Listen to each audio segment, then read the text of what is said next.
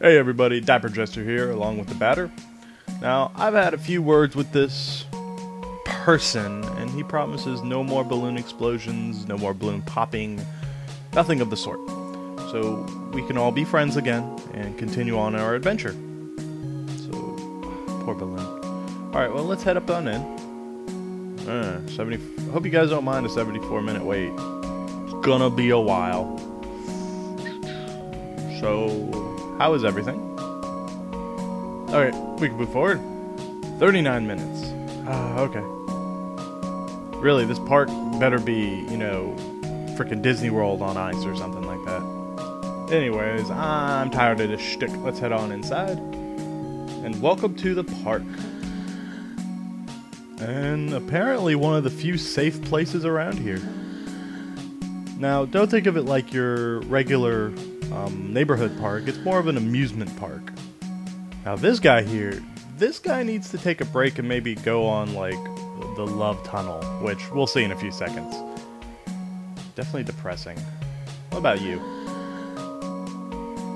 Whew. You live a crazy life, man. If water in a park is freaking you out. Yep, so you have the roller coaster on this left hand side, which we can't quite get to yet. The Cruise of Happiness, it's the love tunnel. They don't want us to approach water, apparently for no reason. And the balloon game. I don't know how I feel about that just yet. But if you come over here to the Cruise of Happiness and you talk to this guy, you can't do anything. He doesn't let you in just yet. But we'll get to him later. We gotta find somebody called the boss. Go ahead and call out Pedlo. Now, the trick with the Cruise of Happiness is you see these little black squares, or dark squares? If you go through them, it will automatically push you forward. So there's a specific order you want to do. You want to do the very bottom, then you want to hug the corners and go up. Most of this stuff it's not integral for you to find, but I mean, hey, free items are free items. He keeps popping balloons though, but I guess this is okay. I mean, they look kind of lonely, to be honest. So you want to loop around on the upper side and get this. Why there's meat inside of a balloon? It's a meat balloon. Now this is where it gets kind of tricky. You have to pick the right hole to go through. There we go, and then we loop around. This weapon we're getting right here, there we go, the symbol loyal, it's no better than what we already have, so I think this is the right one. Yep. Now you want to kind of work your way through here. Don't touch any of the blocks. And we come over to here. Now this will unlock something, but I'm not going to unlock it yet. Because I want to show you what it actually locks. Because that would make sense. And that probably should have been the first place I went. But you know what? It's already done. So let's just move on. And, hey. This is the last item. We're actually done with, we got an inspiration. Inspirations are your battle attack items. Like bombs and stuff. I don't know. I never use it. But I've heard that's what it is. So now if we come over here to the roller coaster, there's a bunch of chairs. Why don't you just sit on the chair behind him? Yeah, right there. Or there. You're gonna, okay. What, are you guys all drunk? Is this the roller coaster? Yeah, it's not scary. You're sitting in a chair on the flat earth with pink. How scary can you get? Anyways, this isn't the roller coaster. Now, that switch actually opens this up. So we can go through. Did you like how I did that magic-wise? If we go over here and talk to this guy,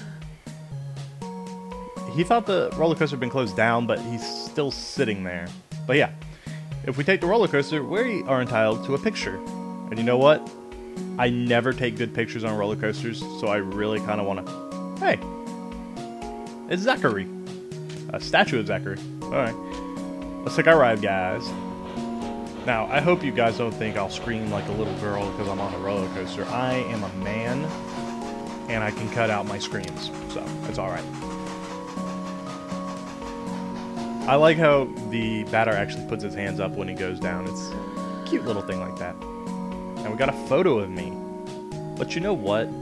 Taking pictures by yourself on a roller coaster it just isn't as much fun as taking it with your friends. And seeing how the batter really only likes the judge and Zachary.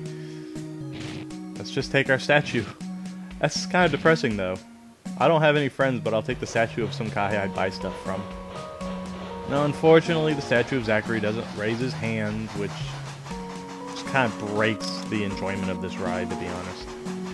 Anyways, the item will actually come into play a little bit later, but let's go ahead and pick it up. Wait, Zachary's the owner? Let's take a look real quick at the pictures. He just looked... oh, it's got a little heart. This place is so happy. And then we also have the photo of Zachary, who also has a heart. Okay, this place is kind of creepy. So let's go ahead and head out. That's all you can really do with the roller coaster is get that picture of you two. Now we're going to the favorite attraction of the batter, popping balloons. Simple game. You can pop 1 to 3 balloons. Whoever pops the last balloon is the loser. And we'll become depressed if we lose, which surprisingly, on all my practice throughs, I always lost 4 or 5 times before I won, and, well, just watch, I don't want to spoil it for you. It's like pins and needles here, guys. And we won. He's been cheating from the very start. And we took him off so much that he attacks us. And we have another burnt. Let's do a wide angle on him and see what he is. The Valzong. He's got inappropriate manners.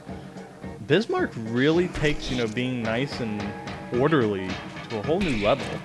Completely different from Gaydon's zone of, fear and control. I guess I like this place better than Zone 1. Maybe not the color scheme. Color scheme's a little bit too much for me. But there we go, he got whacked, if you will. And we got a necktie. That's the grand prize of that, the necktie. Now, once you defeat him, let's try. He doesn't want to wear his tie. If you come back here and pop it, you get, I'm assuming you get an Abaddon's meat. I see Abaddon, but that's about as much as I see. Once you defeat him, though, the people in this main area will run freaking out that there are specters. Or phantoms. None of the other places do that, so it's just these 4. And I don't actually think there's any monsters running around here. I've wandered a bit and never found anything. So let's just... what do you say? Yeah, nothing goes on here. But that necktie will allow us to actually enter the residential area, which I have not shown you, but for a little bit. I believe I showed you it briefly. But let's go ahead and summon our Pedlo. That's just like the coolest word to say, Pedlo. It is better that way, dude. Monsters and jank. So, I believe... no, I think this is the shopping center. Yeah, it's the shopping center, so we want to go... wait. I want to go right. There we go. That should do it. Yep, here we go. That was kind of cool. You talk to him. He actually thinks it's strange that we're not wearing a tie. So go ahead and equip the tie now. And if you talk to him, he thinks we're people of great confidence. And actually we get a little tie in the sprite, which is kind of cool. So let's go ahead and heal up. What do you say? Well, I'm obviously a resident. You see my tie. Welcome to the residential area of Bismarck. Very pink still, so nothing's changed really there. But up here we have Japhet. Apparently upset with these 9 residents. But they don't seem to hear anything he has to say.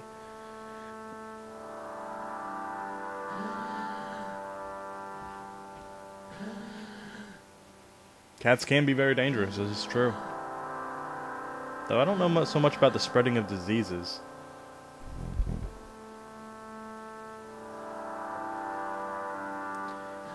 Instead of being a guardian, he seems very much like a teenager who's being ignored. And no matter how angry he seems to be getting, they don't hear him. Or actually, it seems like they hear him, but they don't know it's the cat talking. Almost like they're hearing just a random voice.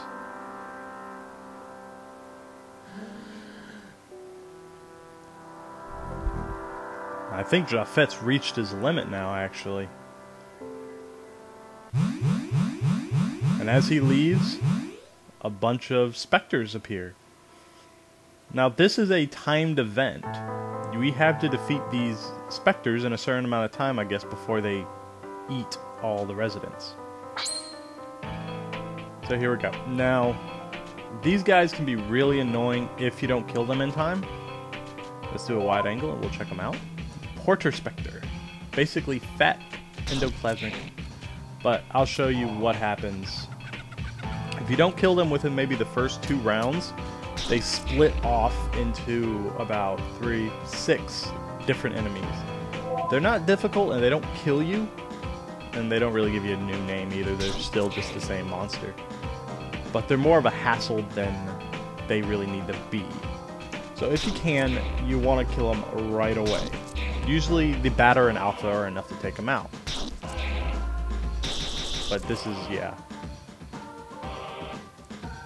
Usually when you do the first wide angle, that's usually when they'll explode. But after that, if you're quick enough, you can usually get rid of them without even having to deal with all of this. But it actually works along with the timed attack. I mean, you gotta be quick to kill these guys, and so if you're not quick enough, they'll just spawn more people. Now, I'm fairly sure time stops when you're in battle, so you don't have to worry about that. But time doesn't stop when you're in your menu. So try and not go in your menu often. Now, my trick to get all the specters in a good amount of time... Actually, hold on. This right here is why you don't want to talk to a lot of the running around residents, because some of them turn into the Valzong. Now, these guys are no different from the one that attacked you over in the park, so just go ahead and kill them as you did before. Nothing too special. There we go. But that's why you don't want to talk to any, well, not any of the residents, most of the residents. There's 2 people you want to talk to, and I'll show you those when we get to them. But, as I was saying, the best way to go about this is to hug the outside wall and just run around the outside of the area, and you'll run into every single one of the specters you need to kill. And as you just saw right there, the Batter and Alpha took care of them in 2 rounds. So they're not too difficult to kill as long as you're quick about it. Now, we don't want to talk to him, but if we go up here to the top left, we find another bunker. We don't have any codes yet, but we will be back soon.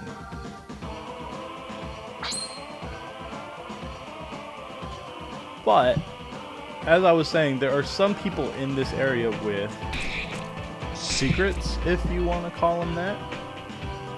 They're the ones who give you the codes to the bunker. But, first time through, you gotta talk to everybody, because someone may have the code. Most of them, though, aren't. Most of them are quite upset. So if we talk to this guy, he doesn't know northeast or southeast bunker, but he does know the southwest, which is 1402. And he doesn't know if there'll be an off sequel. I do. I'm not telling. Well, actually, I don't. Nobody does. We can always hope. But I'm also leaving most of these scripted battles in, just because they are scripted and not just random whales attacking you in a shopping mall. So that is... well, that is kind of rare. It's not a random, it's just rare. Did you actually know that whales have pelvises? It's weird, isn't it? It's like they could walk around and see a whale just walking down the street. There we go. We're actually making good time. We're just about 3 minutes, a little under. And I believe this is the... I think there's 2 or 3 more after this guy. Maybe 2. We'll see in a second. Hey, 2 remaining. So, drive by these guys. And if you talk to him, he won't let you into this bunker right yet. But we can get to it later. We'll just let him run against it until he's done. Now, the next guy you want to talk to is him. He actually gives you a random code.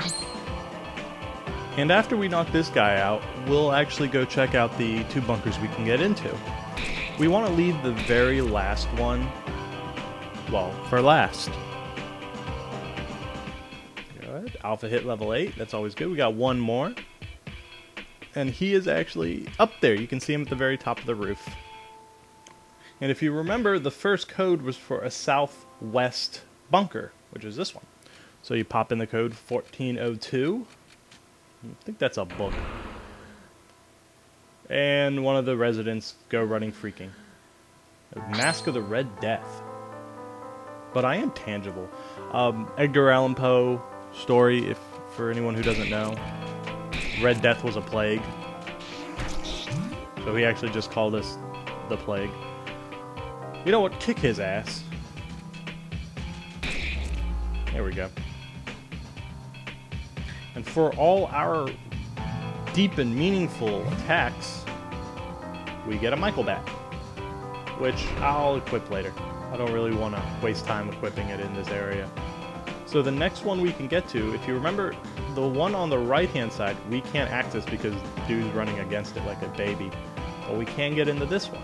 I believe 1805 is what it is. If you put in the right code, it'll be 1805.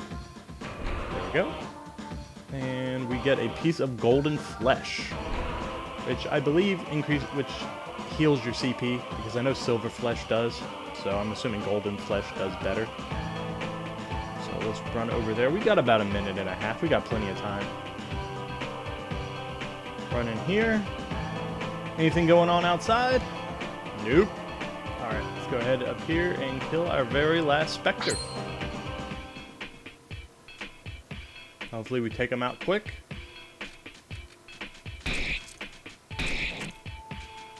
Oh, that's not a good sign. It's like he's stronger than the others, because the others went out by Alpha and Beta, and even Omega hit this one. But I found the best way to deal with these guys is to actually have Omega use his optimized blur, because his physical attack is, well, shit. Whereas the Beta and Alpha can usually take him out just by meleeing them. But Omega will never be a physical powerhouse. He's more of the status ailment curing variety. And really, a lot of the time, Alpha is the one who's going to be doing the heavy hitting, because the Batter has healing spells. So if worse comes to worse, the Batter tends to be the healer, and Alpha tends to be the main damage dealer of the game. And there we go. Last of the Spectres finished. Purified, if you will.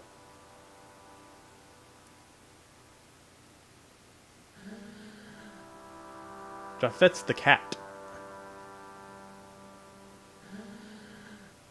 Yeah, the one you were talking about, spreading diseases and stuff. It is really nice to be appreciated once in a while, but unfortunately, because of your danger level, they're going to kick you out of here. And they're even going to take your snazzy tie away, which is just horrendous. But next time, guys, we're going to run in face to face with Japhet. And we're going to find out what's really happening here.